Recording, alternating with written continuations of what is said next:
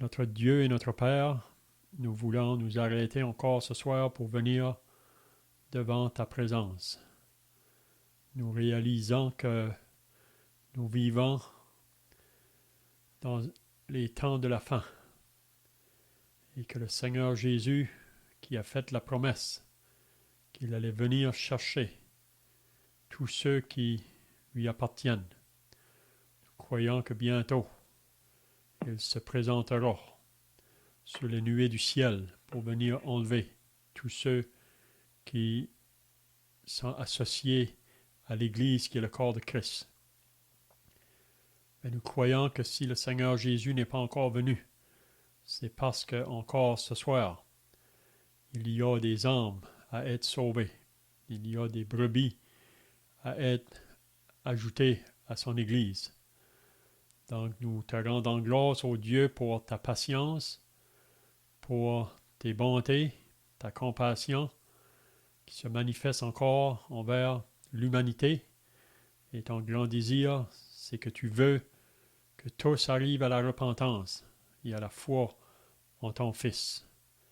Donc nous voulons prier pour ceux qui sont parmi nous ce soir sous l'écoute de ce message, s'il y en a encore qui n'ont pas passé de la mort à la vie, qui n'ont pas encore reçu Jésus comme Sauveur et Seigneur dans leur vie, que cela pourrait se faire même avant que cette réunion se termine ou avant que ce jour se termine. Parce que l'apôtre Paul pouvait dire que c'est aujourd'hui le jour du salut, c'est maintenant le temps favorable. Donc nous voulons nous remettre à toi donc pour cette lecture. Bénis le message à tous ceux qui sont présents ce soir pour l'entendre. Au nom du Seigneur Jésus, Amen. C'est bien, donc ce soir on va lire dans l'Évangile selon Luc pour un verset là, l'Évangile selon Luc et le verset 27. L'Évangile selon Luc et le verset 27, on lit. Il y avait aussi plusieurs lépreux en Israël du temps d'Élisée, le prophète. Et cependant, aucun d'eux ne fut purifié si ce n'est Naaman le Syrien. Maintenant, on va aller dans l'Ancien Testament, dans le livre du Lévitique, au chapitre 13, puis on va lire le verset 1 et 2. Lévitique, chapitre 13, le verset 1 et 2. C'est Lévitique au chapitre 13, le verset 1 et 2. On lit « L'Éternel parla à Moïse et à Aaron et dit, lorsqu'un homme aura sur la peau de son corps une tumeur, une dartre ou une tache blanche qui ressemblera à une plaie de lèpre sur la peau de son corps, on l'amènera au sacrificateur Aaron ou à l'un de ses fils qui sont sacrificateurs. Le sacrificateur examinera la plaie qui est sur la peau du corps. Si le poil de la plaie est devenu blanc et que la plaie paraisse plus profonde que la peau du corps, c'est une plaie de lèpre. Le sacrificateur qui aura fait l'examen déclarera cet homme impur. On va aller maintenant au verset 45 du même chapitre, le verset 45. Peut-être qu'on peut lire le verset 44. Il dit, c'est un homme lépreux. Il est impur. Le sacrificateur le déclarera impur. C'est à la tête qu'est sa plaie.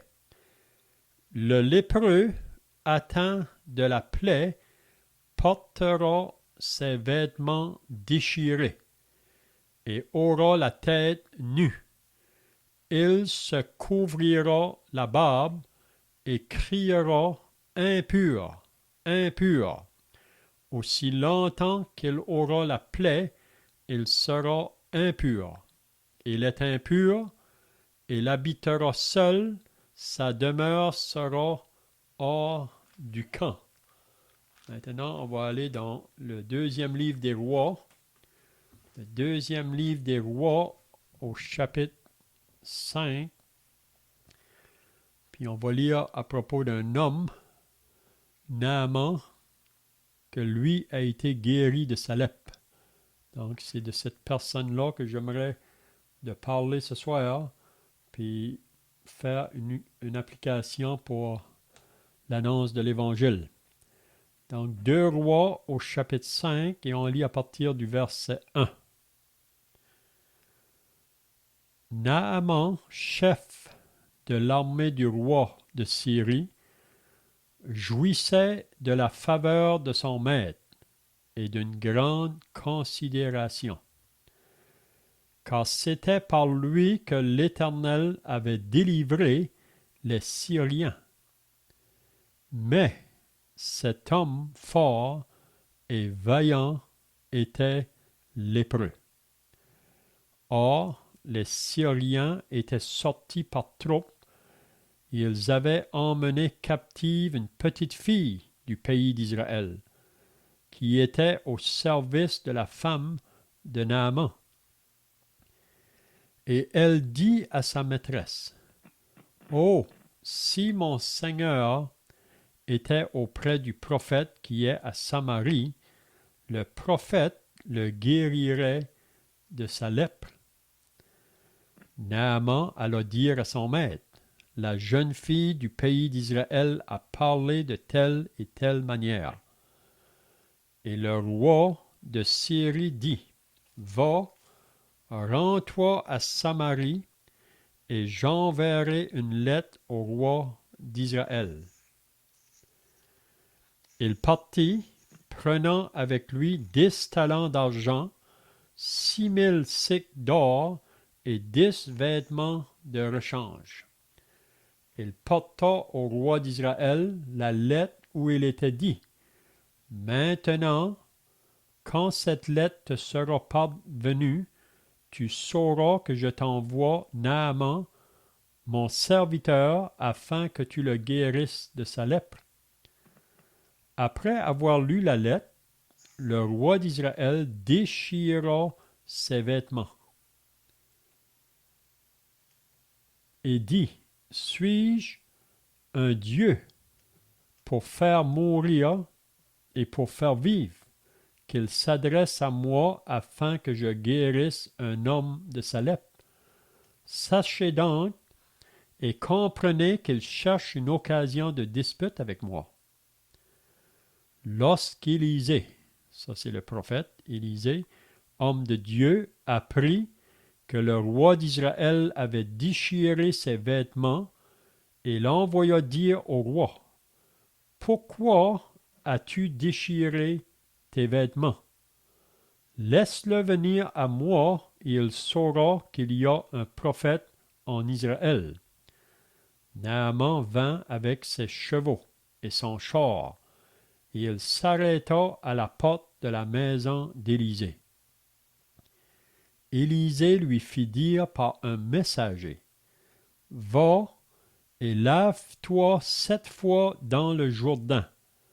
Ta chair redeviendra saine et tu seras pur. » Naaman fut irrité, et il s'en alla en disant, « Voici, je me disais, il sortira vers moi.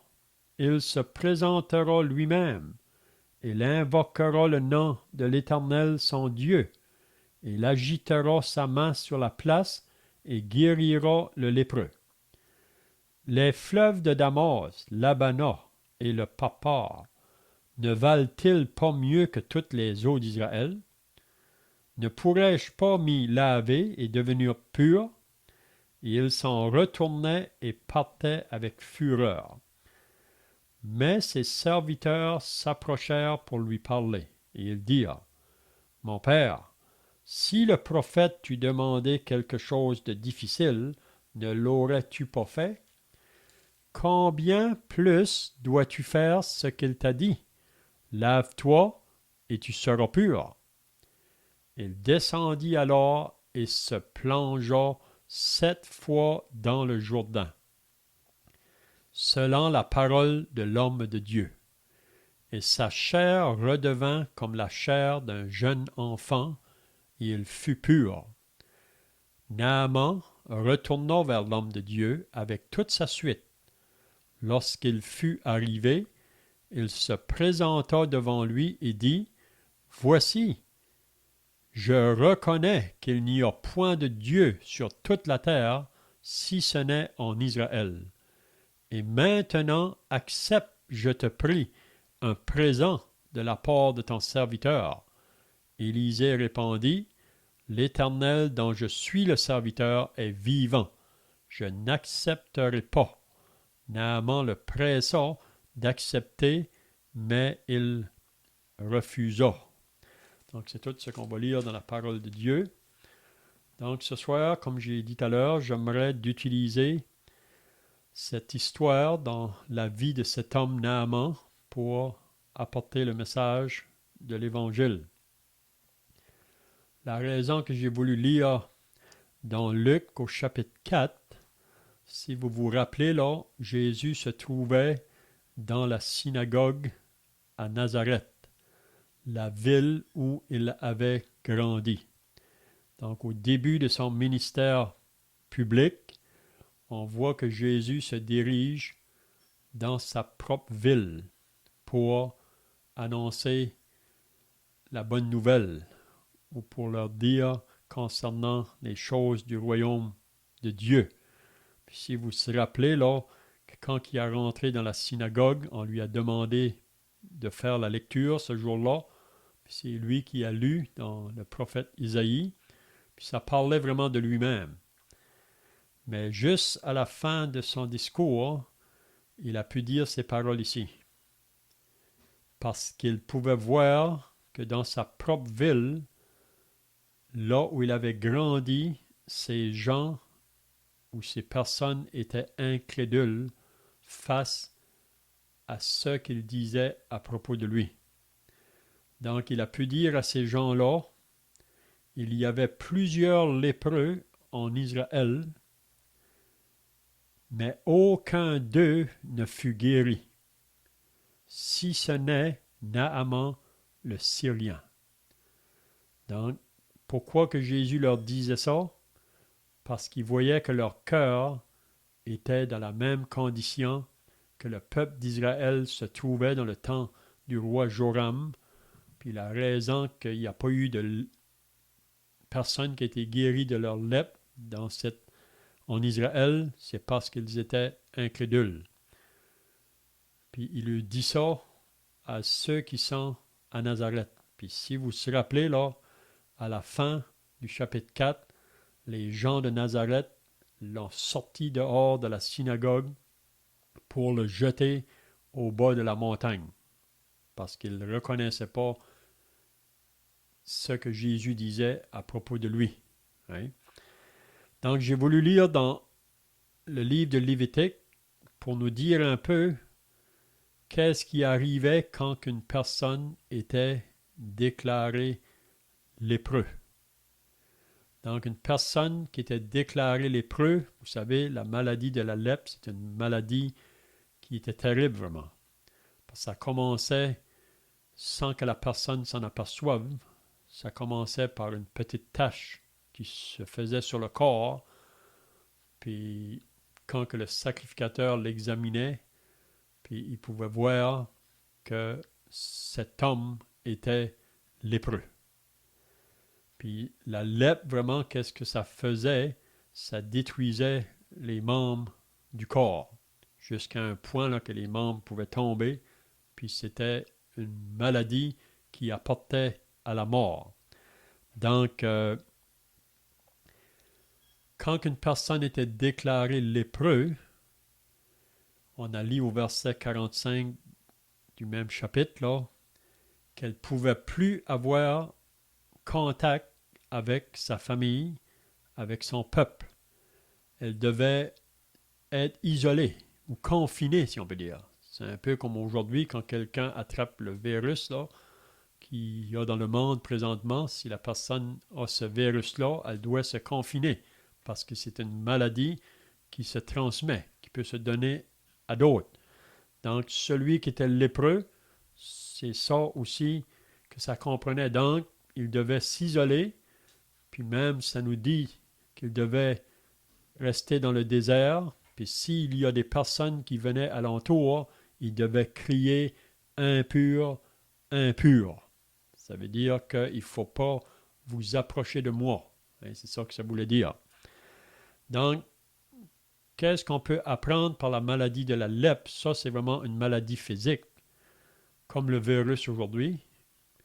Puis, qu'est-ce que ça porte, cette maladie-là? Ça peut amener même la personne à la mort physique. Mais vous savez que dans la parole de Dieu, la lèpre est souvent en parallèle là, avec le péché. Puis on sait que le péché, qu'est-ce que ça fait? Ça amène aussi l'homme à la mort, mais aussi ça l'amène à la seconde mort qui est l'étang de feu ou le jugement de Dieu. Donc, ce n'est pas toutes les personnes qui pouvaient être guéries de la lèpre dans l'Ancien Testament. Mais il y en a qui ont été guéris, puis on va voir ce soir à propos de cet homme Naaman.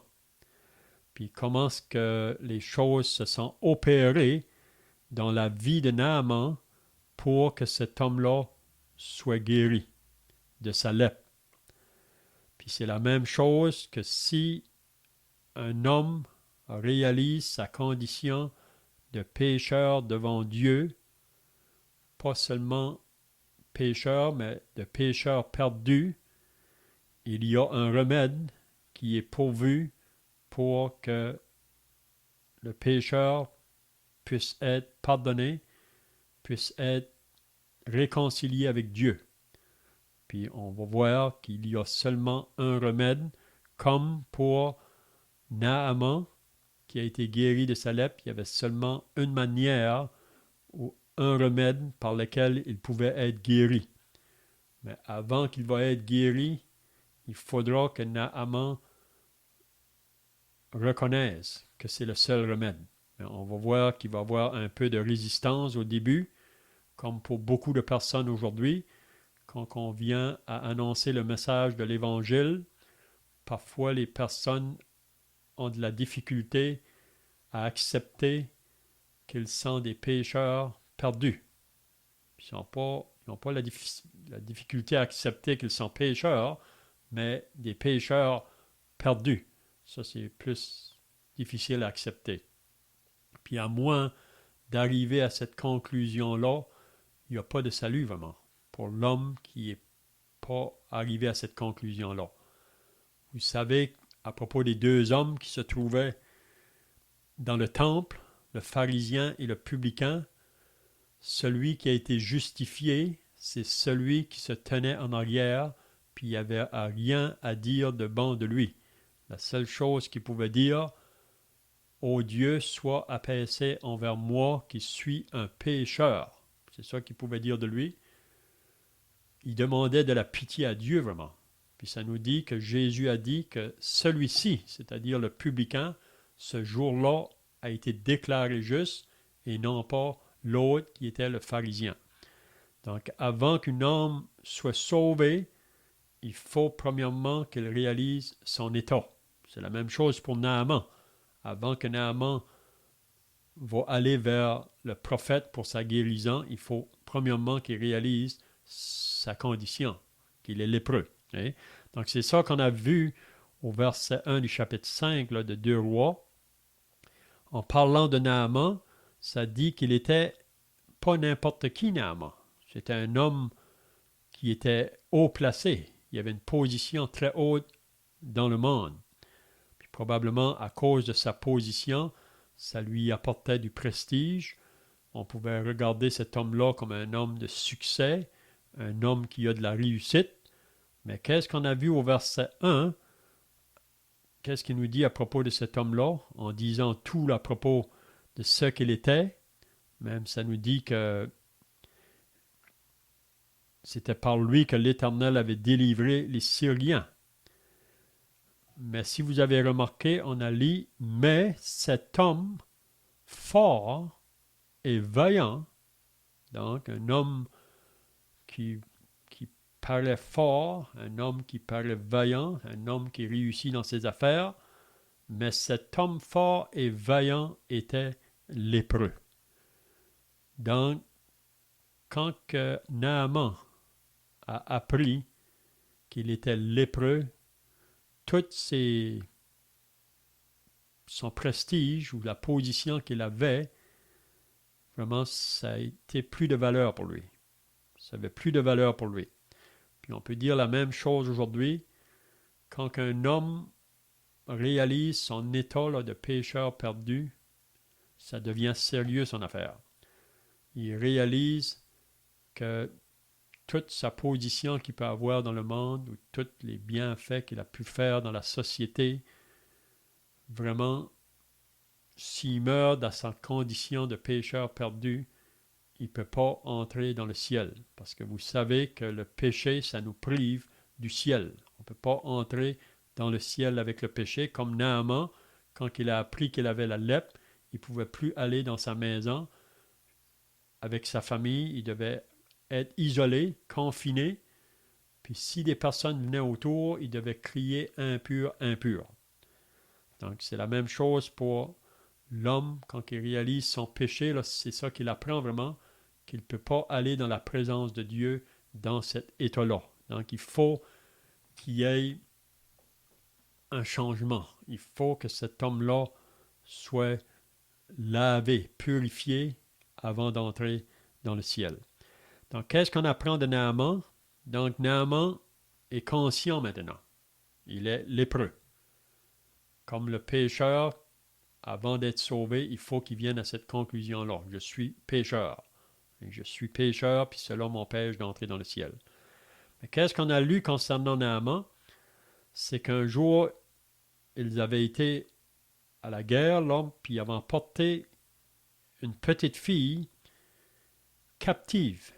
Ils l'avaient emportée en Israël, du pays d'Israël, puis elle est devenue servante de la femme de Naaman. Donc, qu'est-ce qu'on apprend ici?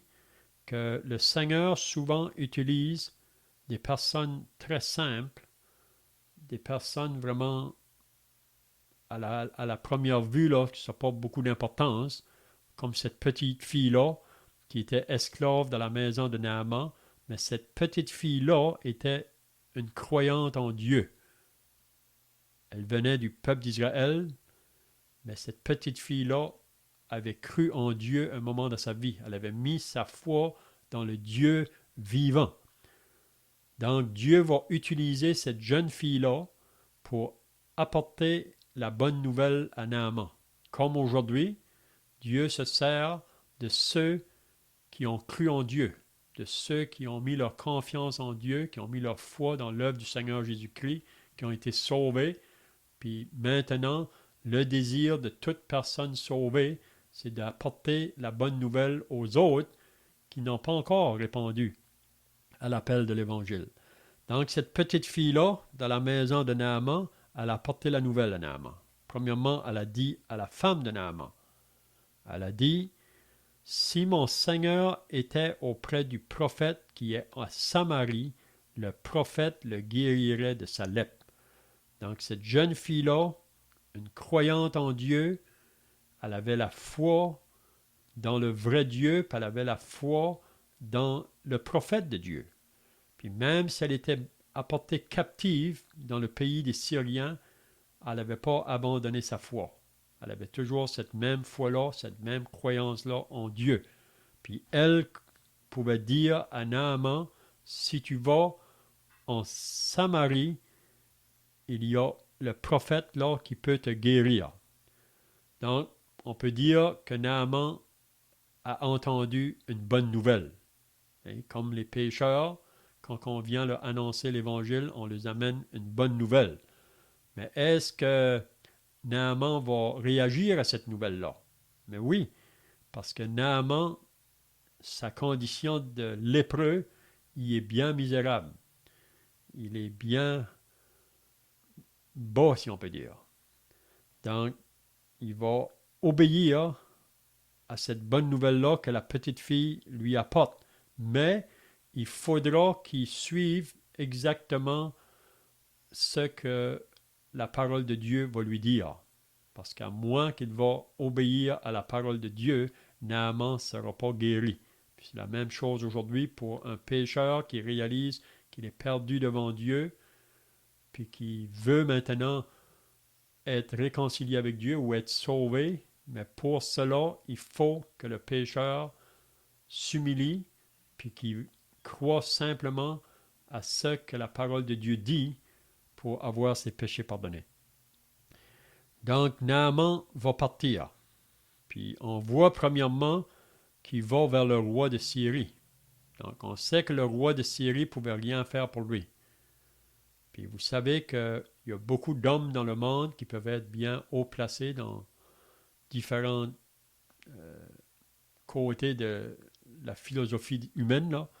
Mais il n'y a aucun homme qui peut sauver un pécheur ou qui puisse, la même chose pour Naaman, pour qu'il soit guéri, ces hommes-là ne pouvaient rien faire pour lui. Donc, le roi de Syrie, qu'est-ce qu'il fait? Il envoie premièrement Naaman vers le roi en Israël, mais encore là. C'est pour ça que la parole de Dieu nous dit qu'on ne doit pas se confier dans l'homme. Quand ça vient là au salut de Dieu, on ne doit pas se confier dans les hommes, dans toutes les organisations, dans toutes les religions que le monde a à nous offrir. Ils ne peuvent rien faire pour sauver un pécheur. Donc, Naaman va aller vers le roi en Israël, il va lire la lettre, le roi va s'irriter, puis même que le roi soupçonne que le roi de Syrie veut lui faire la guerre. Il dit, qui est-ce que je suis, moi, pour guérir un homme de sa lèpre? Donc, le roi en Israël réalise qu'il est incapable de guérir quelqu'un de sa lèpre, puis il faut que tous les hommes de la terre puissent réaliser aussi ça, qu'ils ne peuvent rien faire pour sauver un pécheur. Même s'il y en a qui prétendent qu'ils peuvent faire quelque chose, ils ne peuvent rien faire. Mais là, le prophète dit au roi, envoie Naaman vers moi, et laisse-les venir à moi, et il saura qu'il y a un prophète en Israël. Donc on voit Naaman qui va partir, puis si vous avez remarqué là, Naaman avait beaucoup de richesses qui étaient avec lui. Donc, il amène de l'argent, mais toutes ces richesses, ça ne va rien être utile pour le guérir de sa lèpre. Et donc, encore aujourd'hui, même si on avait toutes les richesses que le monde peut nous donner, comme Jésus a dit, que servirait-il à un homme de gagner tout le monde s'il perd son âme, parce que les richesses ne peuvent pas laver nos péchés. On ne peut pas acheter le ciel avec nos richesses. Donc, Naaman est parti avec beaucoup d'abondance de richesses. Donc, Naaman part, puis là, il s'arrête à la porte de la maison d'Élisée. Donc, on pourrait dire qu'il est arrivé à la bonne place, ou qu'il est arrivé à la bonne personne. Mais vous savez que c'est possible d'arriver à reconnaître que Jésus est le seul sauveur, que même Jésus qui dit « Je suis la porte, si quelqu'un entre par moi, il sera sauvé », on peut arriver à la porte, au seuil de la porte, puis pas être sauvé. On a l'exemple de Judas, vous savez, qui a baisé la porte du ciel, si on peut dire. Il a baisé le Seigneur Jésus, mais on sait que Judas n'a jamais répondu à l'appel. Il a été perdu, Judas. Donc, Élisée, ici, il est vraiment maintenant à la bonne place. Il est à la bonne porte, si on peut dire. Mais là, si vous avez remarqué que Élisée, avant de se rendre vers le prophète, il avait tout planifié comment que les choses allaient se faire. Puis il pensait que c'est de cette manière-là qu'il va être guéri. Comme beaucoup de monde aujourd'hui, ils entendent l'Évangile, ils savent que le message nous dit qu'il y a seulement un moyen pour être sauvé, que le moyen c'est Jésus, son sacrifice à la croix, mais les gens souvent ne sont pas prêts simplement à accepter ça, parce qu'ils pensent que c'est trop simple. Dans leur pensée, il faut qu'on fasse quelque chose. Il faut que quelqu'un fasse quelque chose pour nous. C'est ça qui était la pensée de Naaman ici. Mais quand il est arrivé à la porte, Naaman avait pensé que le prophète allait sortir, hein, puis il allait faire des grandes choses devant lui, mais le prophète n'est pas sorti. Le prophète a envoyé simplement son serviteur pour dire à Naaman, va, plonge-toi 7 fois dans le Jourdain et tu seras guéri. Donc un message très simple, même un enfant peut le comprendre. Puis on dit que le message de l'Évangile, c'est aussi un message très simple. Puis il y a des enfants qui ont été sauvés très jeunes, simplement en croyant à ce message. Mais quand que Naaman a entendu cette parole-là, une parole qui pouvait le guérir de sa lèpre, on voit qu'il y a une réaction. En premier, il refuse, il s'irrite. Puis qu'est-ce qu'il fait? Ça dit qu'il part irrité, puis il commence à argumenter vraiment. Parce que lui avait pensé toute une autre manière par laquelle le prophète allait le guérir. Puis même d'aller se jeter dans les eaux du Jourdain, Naaman ne peut pas accepter ça. Parce que pour lui, les eaux en Israël, c'est beaucoup des eaux qui sont beaucoup plus propres que le Jourdain. Le Jourdain, c'était pas une place qui était propre, mais Naaman devait obéir à ce que le messager lui avait dit. Mais là, Naaman devient irrité, il devient frustré, comme beaucoup de gens aujourd'hui, quand on le fait comprendre que être sauvé, c'est pas par les œuvres, c'est par la foi dans l'œuvre de Christ. Puis qu'on fait comprendre que l'homme, dans ses péchés, il ne peut rien faire, il est sans force pour se sauver lui-même, pour avoir ses péchés pardonnés. Mais là, on voit donc Naaman qui s'irrite. Mais là, Dieu envoie encore ses serviteurs vers lui. On voit que Dieu est patient. Vous savez, Dieu est patient envers les pécheurs. Il continue à frapper, si on peut dire. Voici, je me tiens à la porte et je frappe. Si quelqu'un entend ma voix et ouvre la porte, j'entrerai chez lui, je souperai avec lui, je ferai ma demeure chez lui. Donc Dieu frappe. Parfois, il frappe de différentes manières. Ici, ça fait 3 serviteurs qui parlent à Naaman là. Et, premièrement, on voit la petite fille qui lui annonce la bonne nouvelle qu'il y a quelqu'un qui peut le guérir. Puis ensuite, on voit le serviteur du prophète Élisée qui vient lui dire le message. Puis ensuite, on voit maintenant que Dieu va utiliser ses serviteurs à Naaman pour lui parler une 3e fois. Donc, parfois, Dieu peut parler plusieurs fois avant que quelqu'un réponde au message de l'Évangile. Donc, ses serviteurs vont lui dire, Naaman, même qu'il l'appelle père, puis vous savez, ça prenait du courage à ses serviteurs pour aller vers Naaman là, parce que Naaman est un homme haut placé, c'est un homme qui était autoritaire, puis c'est un homme même ici qui est frustré. Donc, pour aller parler à un homme frustré, c'est pas toujours facile. Puis même pour nous aujourd'hui qui annoncent le message de l'Évangile, parfois, aller parler à certaines personnes, des fois, ça prend du courage, parce qu'il y a des personnes qui peuvent être très brusques. Hein? Mais ici, on voit ces serviteurs qui vont aller vers lui. Mon père, il dit, si le prophète t'avait demandé quelque chose de difficile, ne l'aurais-tu pas fait? Donc, pourquoi, Naaman, que tu ne fais pas qu'est-ce que le prophète te dit de faire? C'est pas quelque chose de difficile, c'est quelque chose de très simple, mais pourquoi le fais-tu pas? Hein? Donc, là, on peut voir que Naaman va prendre une attitude très humble. Il va écouter qu'est-ce que ses prophètes lui disent. Lave-toi, Naaman. Va dans le Jourdain. C'est ça que ses prophètes disent. Fais, c'est quelque chose qui est simple. Et comme le message de l'Évangile, c'est simple. Donc, Naaman, ça nous dit, il s'avance. On peut voir l'homme là. Vraiment, il devait être très humilié là, parce qu'il a résisté. Vous savez, quand on résiste à une chose, là, c'est parfois très difficile de s'humilier. Mais il s'humilie. Puis ça nous dit, il va dans le Jourdain. On peut le voir. Puis on peut voir tous ceux qui étaient là, ses serviteurs.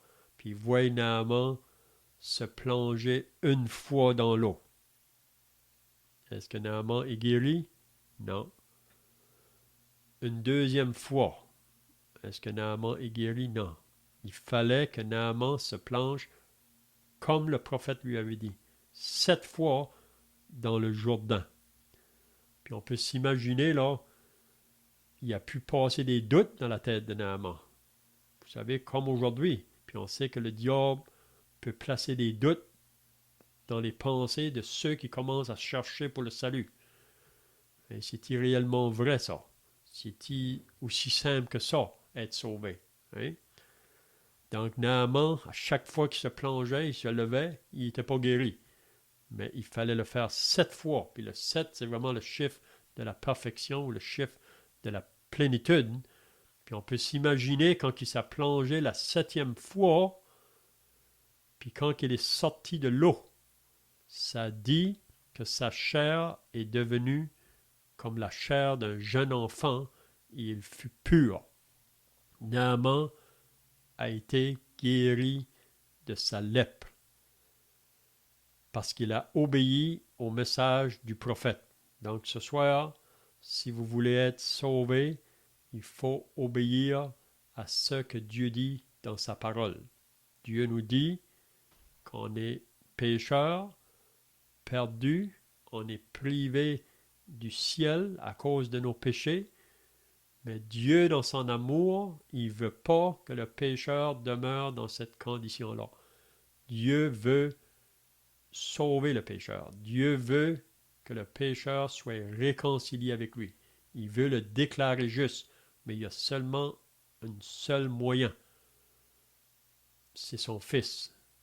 C'est l'œuvre du Seigneur Jésus sur la croix et rien d'autre. Vous savez, le moment qu'on ajoute d'autres choses, ça c'est annoncer un autre évangile. Puis l'apôtre Paul nous dit dans l'Épître aux Galates, au chapitre 1, qu'il y a seulement un évangile. Si on ajoute à l'œuvre de Christ, puis aujourd'hui vous savez que le monde n'est pas satisfait, ou qui n'accepte pas simplement que l'œuvre de Christ est suffisante. Il pense toujours qu'il faut faire quelque chose. Puis vous savez, ça, c'est les religions dans le monde qui enseignent ça. Et ils vont vous dire que si vous allez faire plus de bien que de mal, c'est ça qui va vous mériter le ciel. Mais la parole de Dieu est très claire, que ce n'est pas par les œuvres. C'est par la grâce que vous êtes sauvés, par le moyen de la foi. Cela ne vient pas de vous, c'est un don de Dieu. Ce n'est point par les œuvres afin que personne ne se glorifie. Même si vous avez remarqué, après que Naaman a été guéri de sa lèpre, qu'est-ce qu'il fait? Il retourne vers le prophète. Puis qu'est-ce qu'il veut faire? Premièrement, il reconnaît, c'est ça qu'il dit vraiment au verset 15, « Voici, je reconnais qu'il n'y a point de Dieu sur toute la terre, si ce n'est en Israël. » Donc il a reconnu que le vrai Dieu, parce que Naaman était associé à des faux dieux, mais là il reconnaît que le vrai Dieu, c'est le Dieu d'Israël. Puis si vous avez remarqué, Naaman veut donner de l'argent au prophète. Mais le prophète ne va pas l'accepter. Jésus a dit, vous avez reçu gratuitement, donnez gratuitement. Donc l'évangile, ce n'est pas un message qu'on vend. Vous savez, on vit dans un monde de religion aujourd'hui qui veulent vendre le message ou qui veulent être payés pour le message qu'elle apporte. Mais le message de l'évangile, comme qu'on lit dans Romains 6, 23, le salaire du péché, c'est la mort. Donc si on demeure dans cet état-là de péché, jusqu'à notre mort, on va connaître la seconde mort, le jugement de Dieu. Mais le don gratuit de Dieu, c'est la vie éternelle en Jésus-Christ, notre Seigneur. Donc, c'est un cadeau. Donc, si moi, je vous offre un cadeau, Vous n'avez pas à payer pour, vous n'avez pas à travailler pour. La seule chose que vous avez à faire, c'est de le prendre, c'est de l'accepter. Hein? Donc, je vais terminer avec ça ce soir. J'espère que vous avez compris l'application là, concernant Naaman qui était lépreux, mais pour être guéri de sa lèpre, il devait simplement obéir à la parole du prophète. La même chose aujourd'hui. Pour que le pécheur puisse être purifié, peut être lavé, peut être accepté dans le ciel de Dieu, il faut simplement prendre le remède que Dieu a pourvu. Puis le remède, c'est Jésus. Il n'y a pas d'autre moyen pour être sauvé. C'est Jésus mort sur la croix. Il a porté notre condamnation, notre jugement.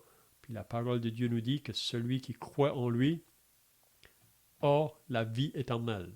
Mais celui qui ne croit pas n'aura pas la vie. Donc on va terminer par la prière. Notre Dieu et notre Père, nous voulons maintenant terminer par la prière, réalisant que ta parole nous a été donnée pour nous faire comprendre la simplicité du message de l'Évangile. Et on te prie ce soir que pour tous ceux qui étaient en présence, ils n'ont pas encore répondu à ce message, que cela pourrait se faire avant qu'on termine. Donc nous prions encore pour tous ceux qui nous entourent, nos familles, les voisins, les étrangers qui n'ont pas encore répondu, que tu puisses agir ce soir dans leur vie, qu'ils puissent répondre à l'appel. Au nom du Seigneur Jésus, Amen. Si vous voulez, on peut chanter juste 2 couplets là, d'un cantique 98. Le cantique 98, ça nous dit « Sur Jésus, je bâtis ma foi, mon espérance est dans sa croix, je n'ose pas me fier en rien, d'autre que son nom mon soutien. » Donc on va chanter le 98, le premier et le quatrième. Sur Jésus je bâtis ma foi, mon espérance est dans sa croix.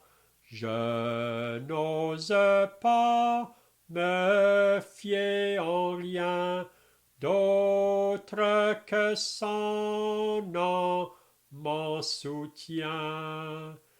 Debout sur Christ, le seul rocher, solide et pour l'éternité.